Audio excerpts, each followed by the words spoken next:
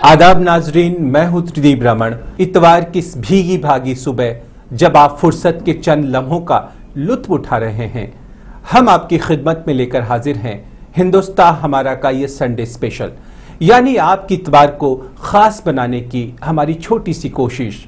आज का Sunday special इस मायने में भी खास है कि आज के हमवतन में हम पेश करने वाले हैं कांग्रेस के फायर ब्रांड लीडर और लोकसभा एमपी जनाब संजय निरुपम को।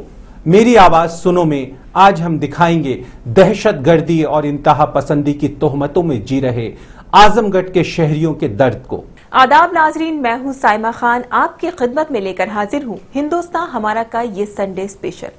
आज के संडे स्पेशल में सबसे पहले बारी है मेरी आवाज सुनो पेश करने की। मेरी आवाज सुनो में आज हम दिखाएंगे आजमगढ़ के उस दर्द को जिसकी वजह से आज वहां के बाशिंदे घुट घुट कर जी रहे हैं। पिछले कुछ सालों से मुल्क में हुई दहशतगर्दी की कई वारदातों में बिला वजह आजमगढ़ का नाम घसीटा गया, चाहे वो जयपुर ब्लास्ट हो या बटला हाउस एनकाउंटर। और यही वजह है कि आजमगढ़ के रहने वालों को मुल्क भर में शक की नजर से देखा जाता है। आजमगढ़ के आवाम की इन्हीं अनसुनी आवाजों में हम अपनी आवाज मिला रहे हैं। मेरी आवाज सुनो।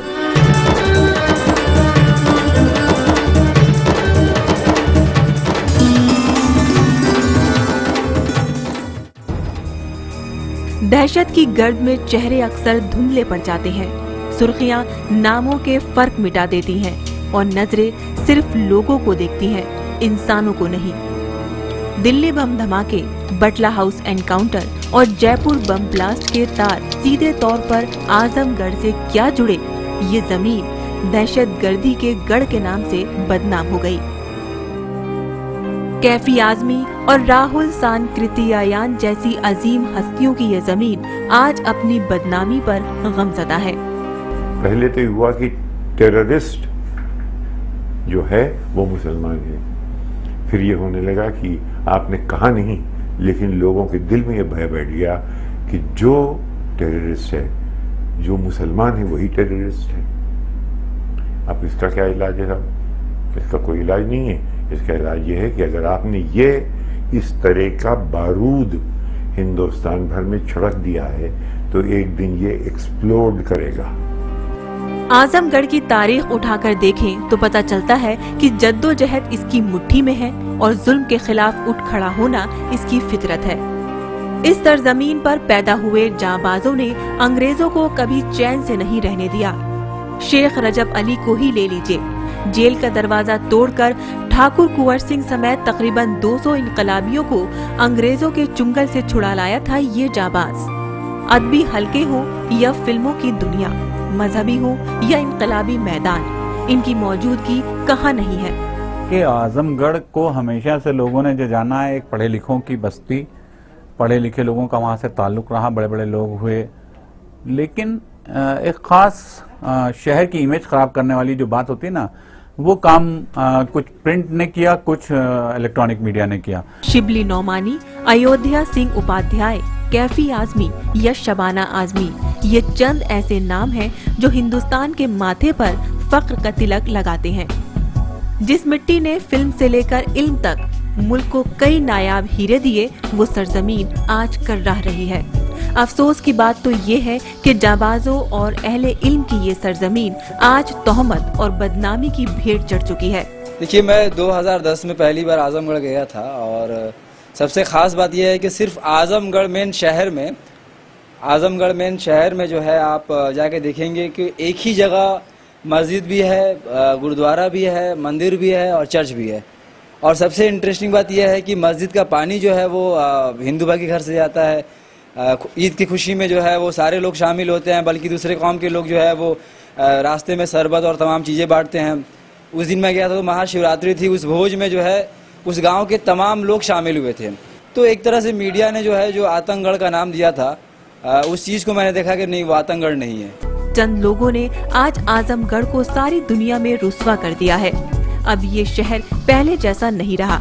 जिस शहर में इल्म का सागर बहता था, जहां मुल्क से वफादारी के तराने गाए जाते थे, आज मौसीकी, नगमों और इल्मो अदब की इस खास मिट्टी को इस तरह बदनाम किया जा रहा है जैसे आजमगढ़ के खेतों में दहशतगर्द उगते हैं और यहाँ के कारखानों में बम बनाए जाते हैं। मुस्लिम क्या है, मुस्लिम की छवि क्या है? हमारे यहाँ काले लोगों को हबशी कहा करते थे पहले, तो साहब ये तो करे, इनसे अलग रहो, इनको घर न देना। आजकल ये हो गया है कि सबको घर मिलेगा, लेकिन अगर ये मुसलमान होंगे इनको घर न देना। क्यों न देना? क्योंकि भाई आतंक, भाई कितने लोगों को आप मिले हैं जो आतंकवादी हैं, जानते हैं आप किसी मुसलमान को? ऐसा अगर आपका एक्सपीरियंस ऐसा है जिंदगी का कि आप किसी को जानते ही नहीं, आप ईमानदारी से सोचिएगा, दिल पे हाथ रख के बोलिएगा कि क्या आप किसी मुसलमान को जानते भी हैं? जी, हिंदुस्तान में 100-150 मिलियन या 180 मिलियन मुसलमान रहते हैं, लेकिन ऐसा भी संभव है कि आप मुसलमान को उसी तरह ना जाने जैसे कि एक ऊंची जात वाला एक नीची जात वाले को नहीं जानता है, कभी उसके घर नहीं गया है।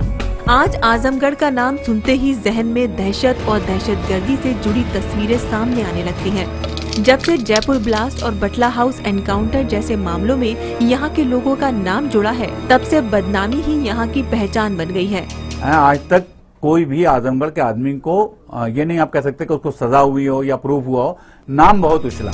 आज जब भी आजमगढ़ का नाम लिया जाता है तो लोगों के जहन में कैफी आजमी नहीं बल्कि अबू सलीम की तस्वीर उभर आती है।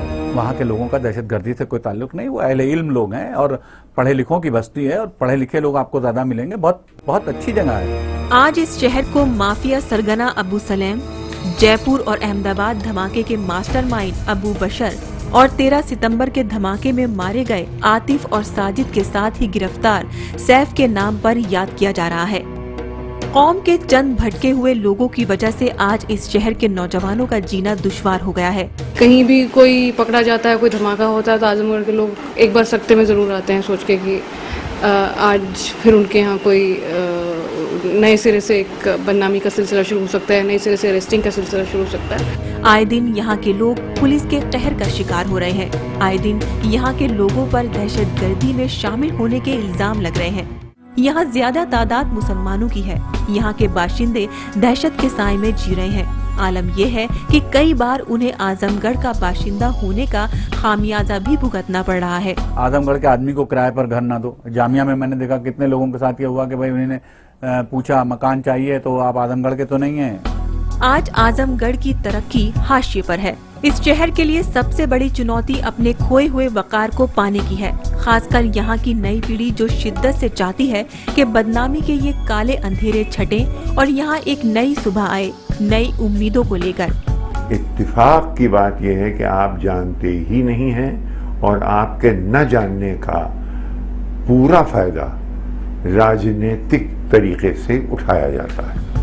बस उन्हें डर इस बात का है कि उनकी तकदीर कहीं सियासतदानों के हाथ न लग जाए जो अपने फायदे नुकसान के लिए उनके वकार का सौदा कर बैठे।